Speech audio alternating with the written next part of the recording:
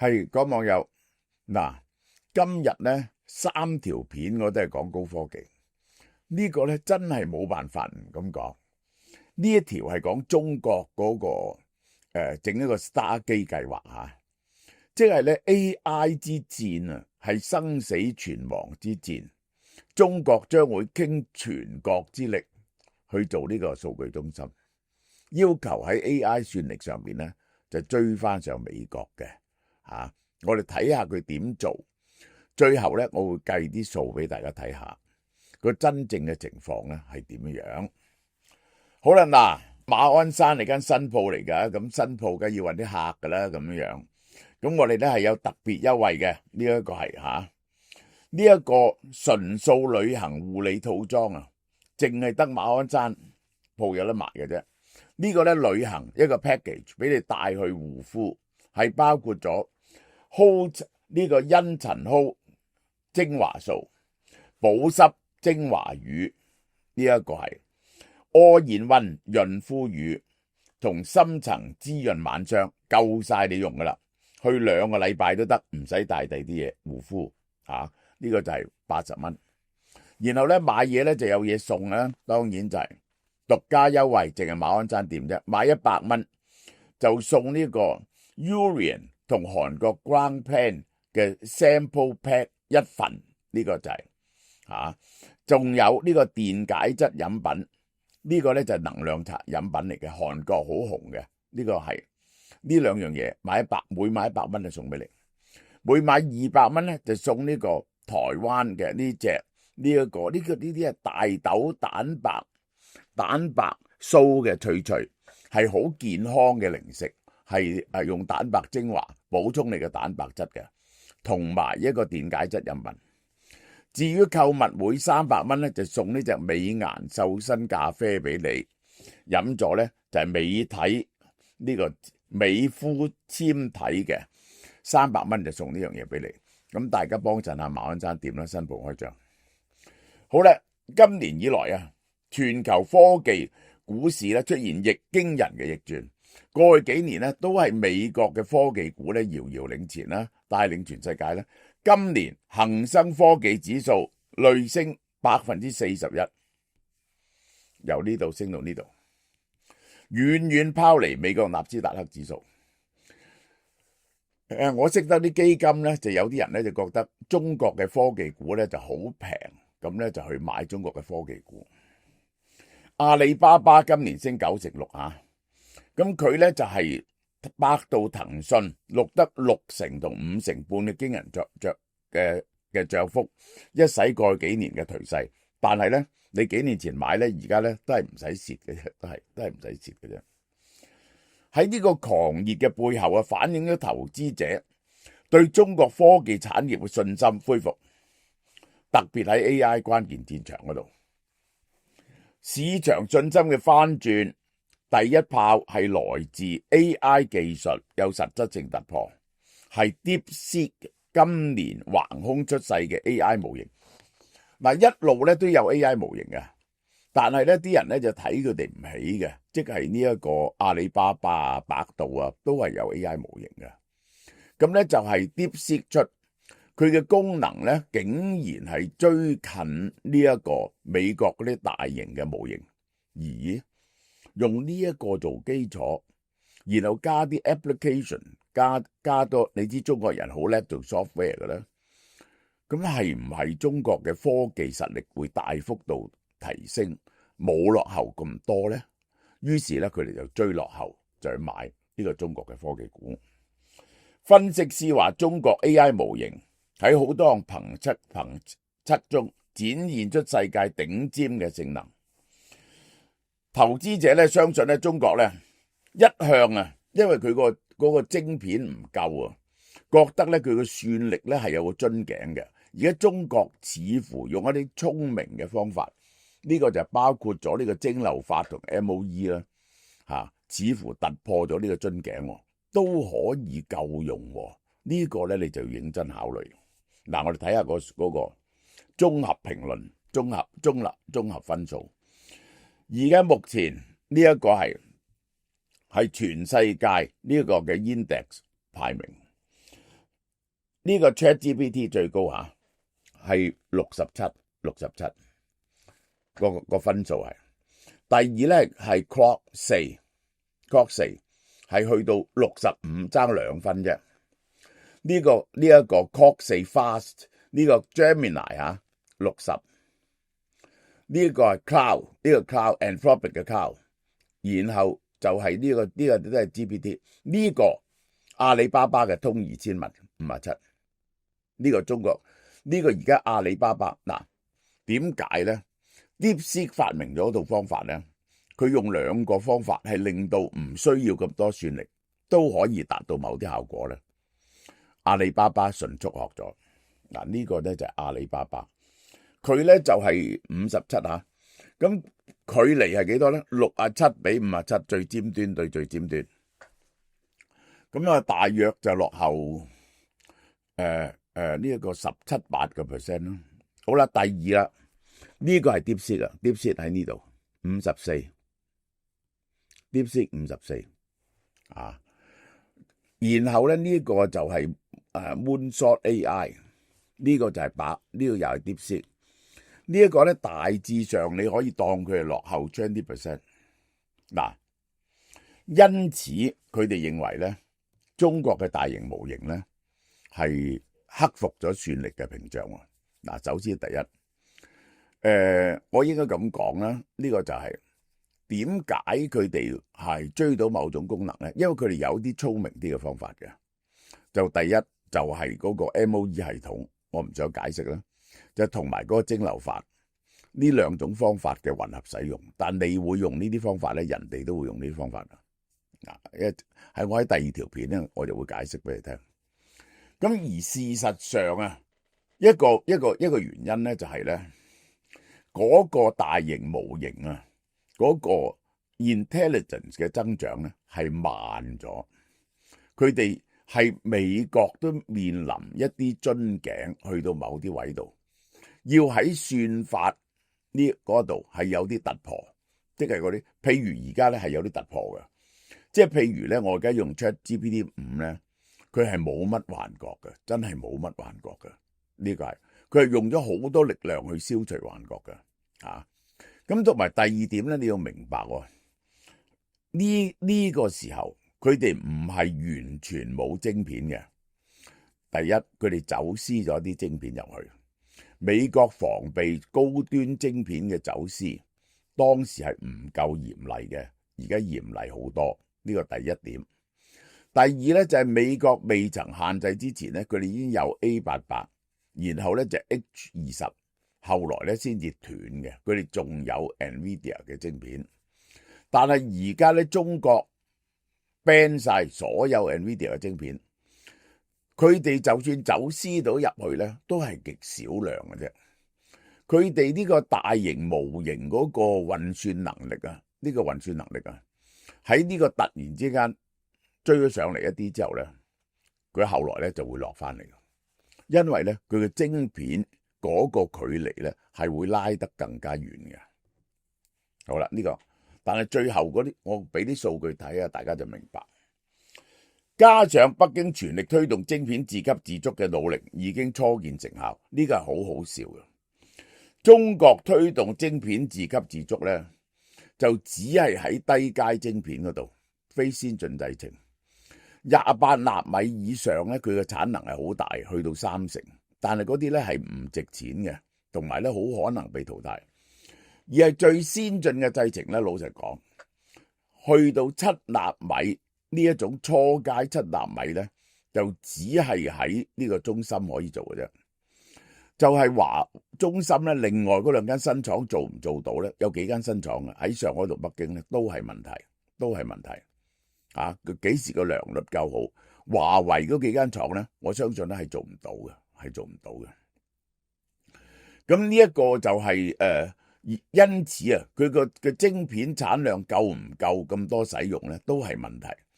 因為咧，你用28納米嗰啲咧，個算力差太過遠啦，你都係要用呢個升騰咧，都係要用7納米嘅，都係要用7納米嘅。而7納米升騰，如果霸咗中芯嘅產量咧，就會令到呢一個華為嗰個手機晶片啊嘅供應不足。過去對中國科技企業資本開出嘅懷疑咧，已經轉為樂觀啦。嗱，喺呢個投資熱潮後邊咧，中國出嚟搏命，呢個係關係到整體國力嘅盛衰嘅。美國金融時報認為係中國嘅 Star 機，嗱 Star 機咧就係個大突破。SoftBank 同美國政府夾咗一個5000億美金嘅計劃，嗰個係5000億美金嘅計劃，就係美國嘅 Star 機。中國咧亦都整咗個 Star 機。目前美國掌握咗全球3/4嘅 AI 運算能力，即係佔咗75%。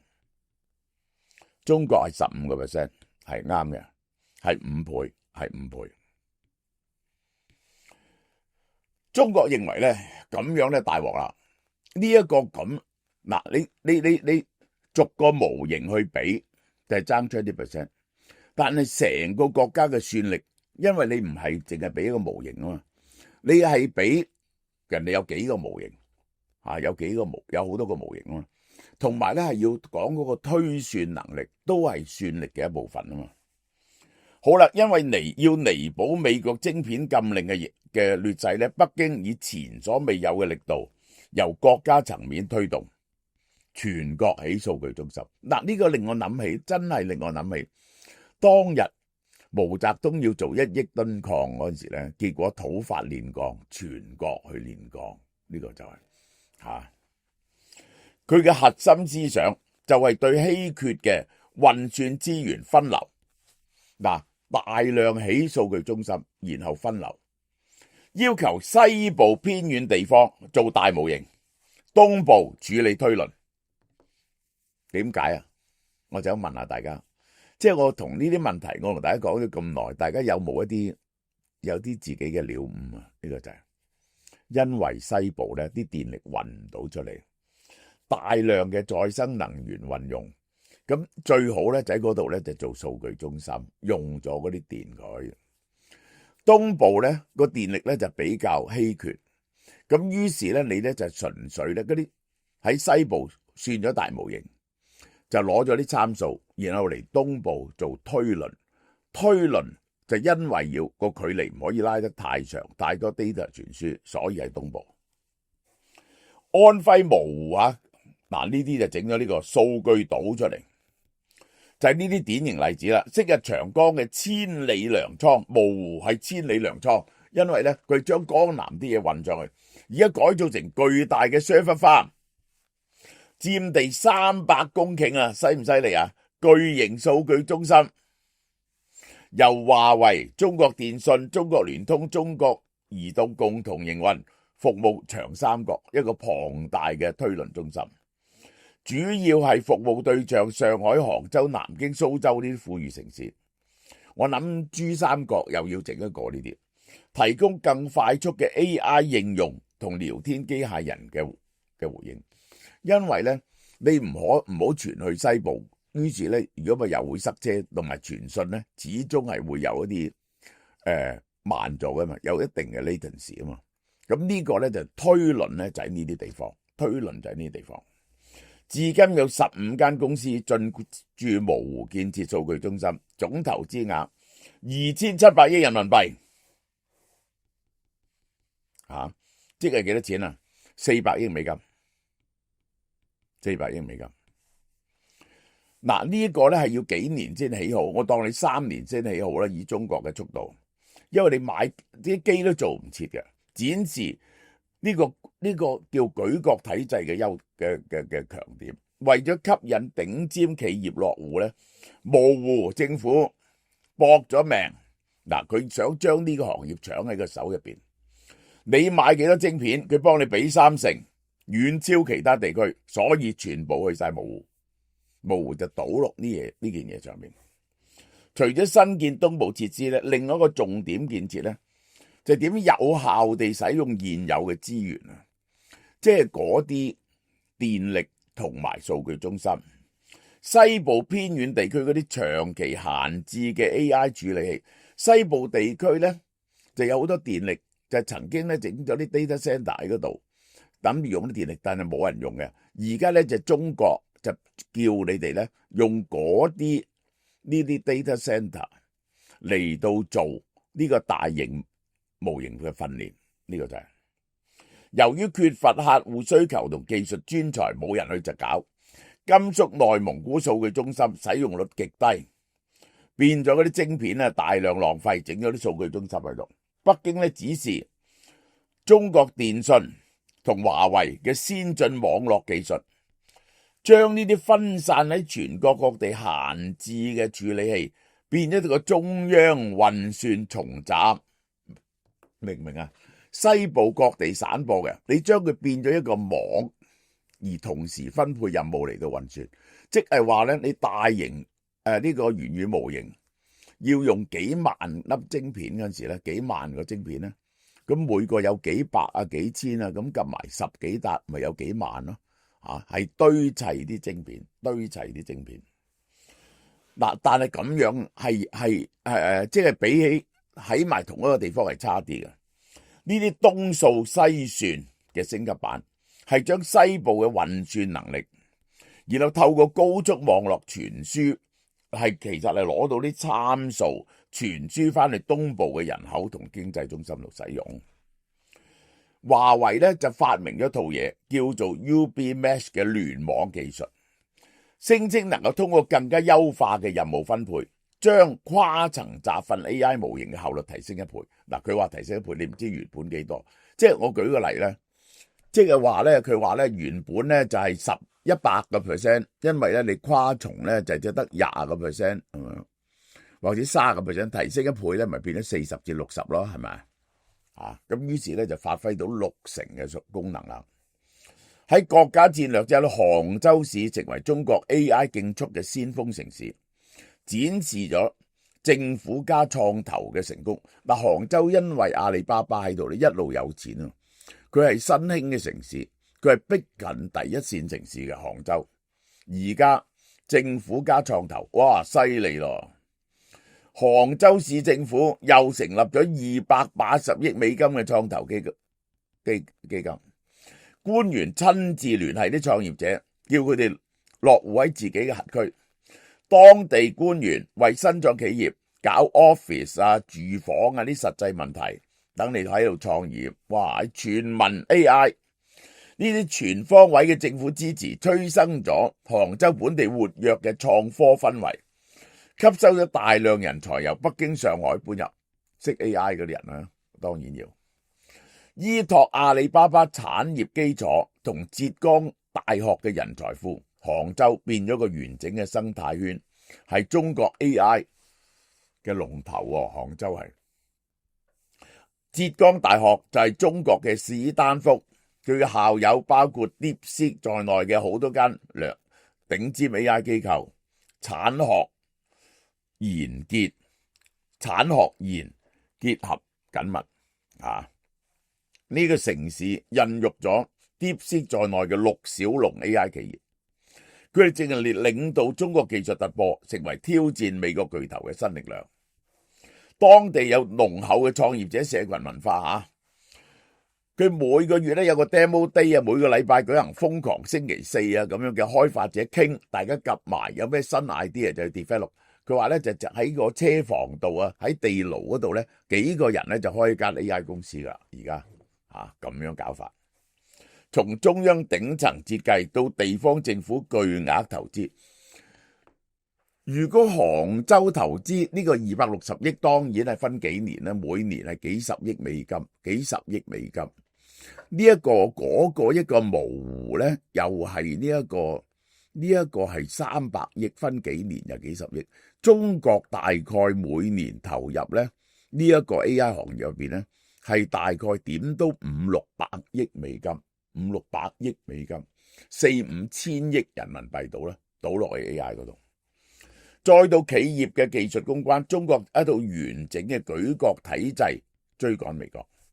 呢種由國家主導嘅產業，曾經喺電動車同太陽能係成功咗。電動車中國個產能全世界最大，太陽能更加雄霸咗啦。呢個就係咁究竟 AI 係咪有咩唔同呢？我會解釋俾你聽有咩唔同，同電動車同埋太陽能。過去5年中國嘅 AI 企業由1400幾間增長到5000間，每11個鐘頭就有間新公司。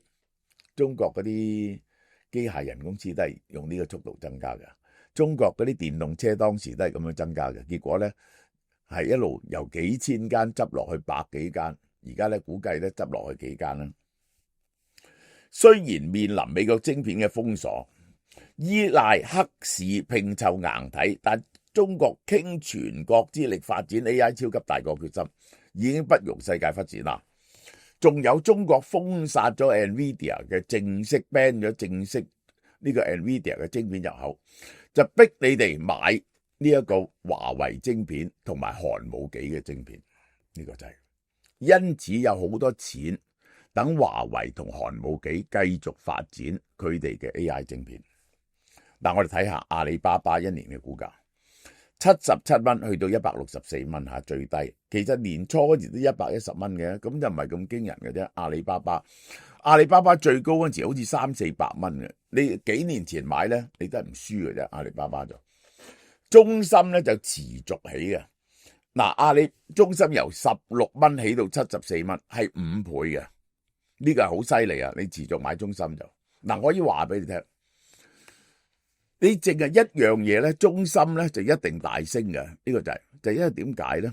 你唔准買呢一個H20嗰刻，你係咪焗住要買呢一個呢一個升騰啊，同埋呢一個寒武紀嘅名師啊，全部都係中芯做，呢個係做產嘅，即係咧。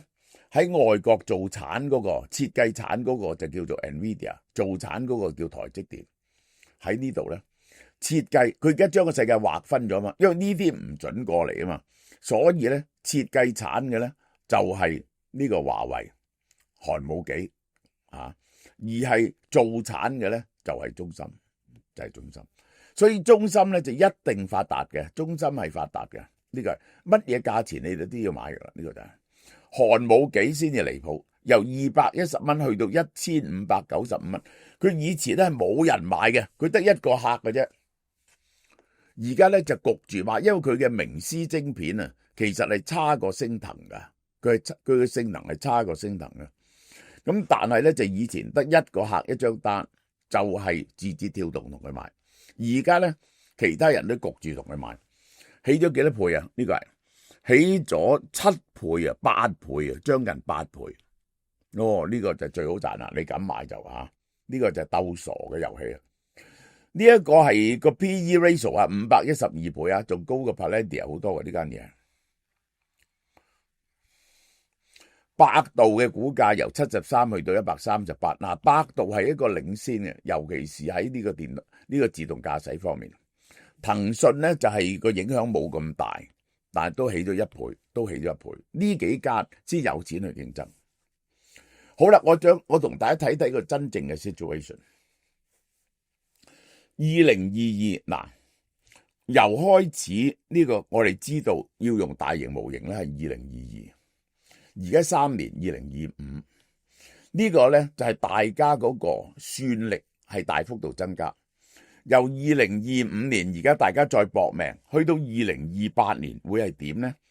我哋睇2022到2025美國同中國算力嘅增加嘅比較，然後我哋估計2025到2028，假如係同樣呢一個咁樣嘅增長幅度，中國付出3倍嘅努力，起多3倍 data center， 即係平時每年係起10% data center 嘅啫，而家起30%， 3年之後會變成點咧？睇下，我哋用1嚟到做一個指數，做一個指數。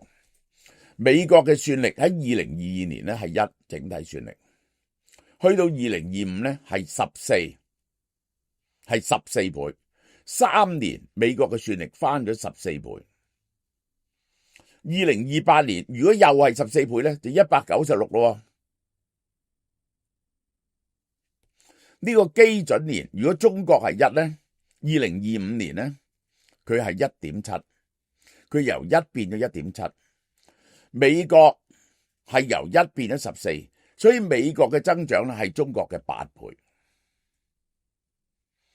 好啦，未來如果中國又係增長 1.7， 但係我不惜任何代價起咗3倍 data center， 咁咧就當你 5.1， 咁咧就變咗196比 5.1， 就等於38倍。個差距由2025年嘅8倍，3年後變咗係38倍。中國不惜任何代價就得到呢個結果。好啦，我哋又用第二個角度睇同一個問題，即係2022年嘅晶片，大家嘅比較同2025年。中國2022年咧係 H100， 嗰個峰值算力咧係 1.98。2025年咧係 B200， 峰值算力咧係20。如果用呢個速度增加咧，2028年咧佢係200。中國嘅升騰晶片2022年嗰陣時咧就係910，呢個 910B 啊，佢咧就 0.4 個 P flop。中國晶片、美國晶片係中國晶片嘅5倍。到咗 B200， 佢咧就由 0.4 變咗 0.75， 人哋咧由 1.98 就變咗20，人哋咧變咗20，於是咧個晶片嘅差距咧係27倍。如果同一嘅幅度增加咧，佢去到2028年係 1.5， 係快咗啦，但係咧人哋咧就變咗200。係爭到133倍，明唔明啊？兩個表睇得好清楚。美國咧係個乘數嚟嘅，即係個指數式，每9個月翻1倍，6年總共196倍。中國咧就喺度加6年，就算搏命擴張3倍咧，亦都只有5倍，差距由8倍變咗40倍。晶片差距2022年爭5倍，2025年27倍，2028年130倍，呢個唔係縮小，係幾何級數咁拉大。因此中國現在大興土木，起更多數據中心，用低階啲嘅 GPU 去堆，表面係追趕，實際係徒勞。當中國加3倍嘅時候咧，美國又加咗14倍。呢一場係規則不同嘅遊戲，一個咧係線性加法，一個係指數乘法，結果中國越起越多咧，反而越見越落後。嗱，呢個就係我俾大家嘅結論。賣完即止吓，大家都非常熱烈嘅，我估係仲支持到一段時間，但係好快始終會冇嘅。我哋到12月尾先有新貨，呢個我而家呢個貨清貨價1880，食4個月抵到唔恨，470蚊一個月。咁犀利嘅 NMN 食咗之後咧，我嗰日去宜蘭咧，我行上咗800幾級樓梯，好多後生仔都行唔到，佢哋非常之敬佩我嘅體力吓。我冇，仲係完全，我唔敢再上多級，再上多一層咧，嗰度有7層，下一層咧又多400級樓梯，我上到800幾級就開始落翻嚟，但係咧好多後生仔都上唔到，因為我有食 NMN。每粒咧就係400mg 啦，有白藜蘆醇啦，個效力變咗1.7倍啦，同埋有 TMG regulate 你嘅血糖嘅，呢個係 Rolls Royce 嚟嘅，470蚊一個月係平通街嘅性價比，呢個好嘛？買完即止啊 ，OK。嗱，新一做嘅馬來西亞榴蓮啊，而家嚟咗啦，而家俾8折優惠，呢個榴蓮狂咧係絕對唔能夠錯過嘅。Freshmark 推介天然優質食品，馬來西亞盒裝貓山王榴蓮肉，樹上熟嘅頂級品質，400g，超急凍包裝，免開殼，即解凍即食，冇添加防腐劑，安全又放心，滿足感爆棚。